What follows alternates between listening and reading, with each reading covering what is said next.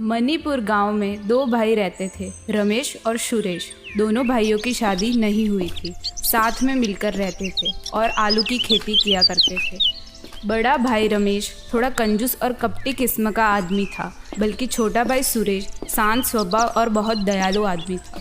एक दिन उस गांव में एक बूढ़ा आदमी मछली बेचने आया। मछली ले लो, अरे कोई मछली ले लो, मछली वाला आया, ताजा ताजा मछली ले लो।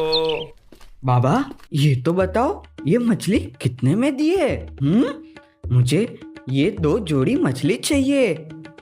एक मछली की कीमत है 2 चांदी के सिक्के और 2 जोड़ी मछली के 3 चांदी के सिक्के में मैं तुम्हें ये दूंगा।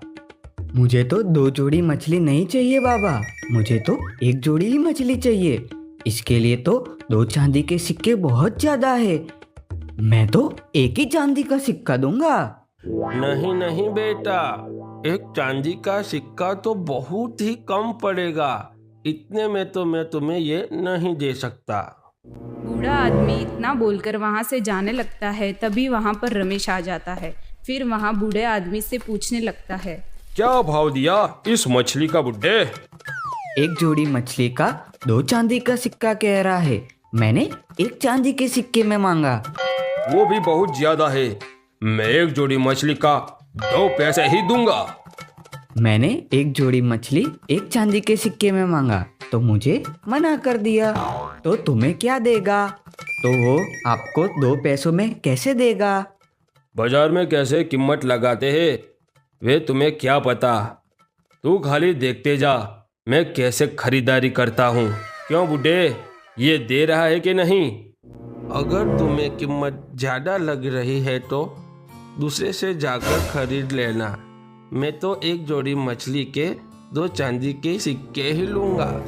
बूढ़े आदमी की ये सब बात सुनकर रामलाल को बहुत गुस्सा आया और उससे बूढ़े आदमी से मछली छीनकर भाग जाता है। और वहाँ बूढ़ा आदमी बहुत उदास हो जाता है। ये सब घटना को सुरेश चुपके से देख रहा था। फिर सुरेश बूढ़े आदमी के पास आया। बाबा दुखी मत होइए, ये लो आपके मछली के पैसे, आप उदास मत होइए। लेकिन बेटा, ये पैसा मैं तुमसे कैसे ले सकता हूँ? मेरी मछली तो वो लड़का ले गया है। बाबा वो मेरा बड़ा भाई है और वो रोज किसी ना किसी को परेशान करता रहता है। बाबा उसके लिए मैं आपसे दिल से माफी मांगता हूँ, आप उसे माफ कर दीजिए। बूढ़े आदमी ने उसे माफ कर दिया और पैसे लेके चला जाता है।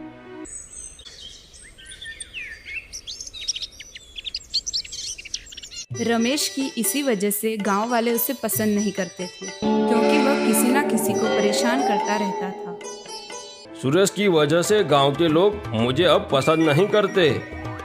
आखिर इसे मिलता क्या है?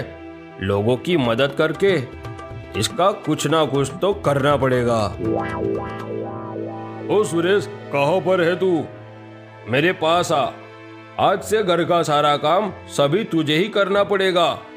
रोज जल्दी सुबह उठकर खाना बनाना और बर्तन धोना, झाड़ू लगाना, सब काम होने के बाद आलू की रखवाली करने खेत में जाना पड़ेगा। समझ गया तू?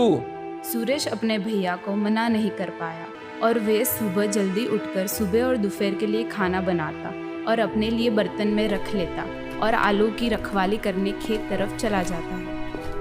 उन दोनों का खेत उनके घर से बहुत दूर जंगल के किनारे था। वहाँ पर रोज रोज बहुत सारे बंदर आकर आलू की फसल को खराब कर देते थे और सुरेश का रोज का काम यही था। सुरेश, अब मुझे लगता है कि हम दोनों को शादी कर लेनी चाहिए।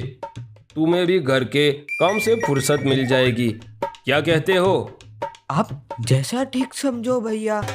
कुछ दिन बाद दोनों भाई शादी कर लेते हैं, लेकिन शादी होने के बाद भी बड़े भाई और उसकी पत्नी सुरेश और उसकी पत्नी मंजू से सारा काम कराती थी। छोटे भाई की पत्नी बहुत सीधी थी, वह किसी से कुछ नहीं कहती थी और पूरे घर का काम किया करती थी। लीला, अब तो हम दोनों भाइयों की शादी हो चुकी है, इसलिए मैं चाहता हूँ कि हम जमीन और घर का बंटवारा जल्द ही कर ले। हाँ जी, तुम सही कह रहे हो। ये तुम्हारा भाई कुछ नहीं कर सकता, बस खाली लोगों की मदद करता फिरता है। ऐसा ही चलता रहा तो एक दिन हम भूखे ही मर जाएंगे और उसे ज़मीन का आधा हिस्सा नहीं मिलना चाहिए। अगर आपने अपने भाई को आधा हिस्सा दिया तो मैं ये घर छोड़कर चली जाऊंगी, सोच लेना तुम। रमेश अपनी पत्नी की बात मानकर जमीन का बंटवारा कर लेता है और छोटे भाई को आधा हिस्सा दे देता है। लेकिन सुरेश और उसकी पत्नी उन्हें कुछ नहीं कहते और जितना हिस्सा मिला उन्होंने आलू की खेती कर जैसे तैसे अपना गुजारा करते। सुरेश रोज सुबह खाना खाकर अपने छोटे भाई से खेत की रखवाली करवाता है और उसका बड़ा भाई भी खेत की रखवाली में लग जाता है। एक दिन बड़े भाई रमेश के खेत में कुछ बंदर आ जाते हैं। अरे ये बंदरों ने तो मेरे नाक में दम करके रखा है। इसका कुछ ना कुछ उपाय तो करना पड़ेगा। रमेश वहाँ सारे बंदरों को डंडे मारकर वहाँ से भगा देता है। तभी एक बंदर ने कहा, अरे ओ दोस्तों, कल से हम इस खड़ूस किसान के खेत में कभी नहीं आएंगे। ये किसान तो हमें डंडे से मारता है। कल से हम यहाँ नहीं आएंगे। कल से हम दूसरे खेत में जाएंगे। और सभी बंदर उसकी बात मान लेते हैं। अगले दिन वे बंदर सारे सुरेश के खेत में आलू खाने गए। सुरेश ने उन्हें भगाने की बहुत कोशिश की और वह बंदरों को देखा और मन ही मन सोचने लगा, ये बंदर भूखे लगते हैं, थोड़े से मेरे आलू खा लेंगे तो क्या हो जाएगा, पूरा खेत पड़ा है। ऐसा कुछ दिनों तक चलता रहा। रमेश के खेत में कोई बंदर जाता तो वो उसे मारकर भगा देता और सुरेश के खेत में बंदर आते तो उसे कुछ नहीं करता था। एक बार सुरेश खेत की रखवाली करते करते सो जाता है। तभी बंदरों ने सुरेश को देखा और उसके पास गए। अरे लगता है कि ये किसान मर गया है। अरे मेरे बंदर भाइयों, ये किसान तो बहुत ही अच्छा था, रोज हमें उसके खेतों में आलू खाने देता था। चलो चलो हम इसे सोने की गुफा में ले जाते हैं। सुरेश ये सब बातें सुन रहा था। ये बंदर तो मुझे मरा हुआ समझ रहे हैं और सोने की गुफा में ले जा रहे हैं। मुझे मरने का नाटक करना चाहिए। ऐसा बोलकर सुरेश मरने का नाटक करने लगा और सारे बंदर उसे उठाकर गुफा में पहुंचा देते हैं और वहां सुरेश को गुफा में छोड़कर चले जाते हैं। बंदरों के जाने के बाद सुरेश ने अपनी आंखें खोली। जब उसने आंखें खोली तो उसके चारों तरफ सोना ही सोना था। सुरेश इतना सारा सोना देखकर बहुत खुश हो जाता है। अरे बाबा, इतना सारा सोना तो मैंने कभी मेरे सपने में भी नहीं देखा। और इतना बोलकर सुरेश सोने को अपने गामछे में भरकर अपने घर की तरफ चला जाता है। घर पहुंचते पहुंचते बहुत रात हो जाती है। सुरेश की पत्नी उसकी राह देख रही थी और थोड़े दिनों में सुरेश बहुत पैसे वाला हो जाता है। वह बड़ा बंगला लेता है और अपने लिए नए कपड़े और अपनी पत्नी के लिए नए जेवर ले लेता है। और छोटे भाई की सफलता देखकर उसके बड़े भाई रमेश और उसकी पत्नी उससे जलने लगते हैं। आज ही सुनते हो, आपके भाई के हाथ में ऐसा तो क्या लगा है कि कम समय में इतने पैसे वाले हो गए, नया बंगला ले लिया और जेवर भी ले लिए। बात तो तुम सही कर रही हो लीला।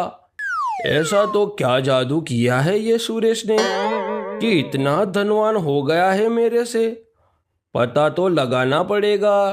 तुम एक काम करो, उसके घर जाके कुछ पता लगाओ कि आखिर मांजरा क्या है। इतना सुनकर रमेश की पत्नी अपने देवर और देवरानी के पास जाती है। अरे इतना सुंदर हार है देवर जी, कहीं खजाना हाथ में तो नहीं लग गया?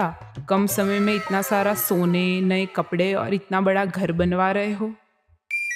छोटे भाई और उसकी पत्नी बहुत ही भोले थे, सभी बात को जैसे तैसे बता देते थे। ओ अच्छा, ये राज है। मैं सोचूं कि इतने कम समय में ये लोग इतने अमीर कैसे हो गए हैं। इतना सुनकर रमेश की पत्नी वहाँ से चली जाती है और अपने पति के पास आकर सभी बातें बताने लगती है। अगले दिन रमेश अपनी पत्नी के बताए अनुसार आलू के खेत में रखवाली करने चला जाता है और छोटे भाई की तरह रखवाली करते करते सो जाता है।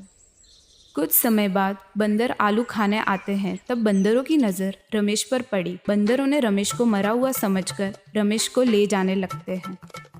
तभी रास्ते में जाते जाते एक बंदर बोला कि मेरे बंदर भाइयों, ये किसान तो बहुत कंजूस किस्म का आदमी था। इसे तो सोने की गुफा में नहीं, चांदी की गुफा में ले जाते हैं। अरे नहीं नहीं, मुझे चांदी की गुफा में नहीं, सोने की गुफा में ले चलो। रमेश की आवाज़ सुनकर सभी बंदर डर जाते हैं और रमेश को उसी जगह पटक कर भाग जाते हैं। अरे बाप रे, मर गया रे। ना चांदी नसीब हुआ ना सोना,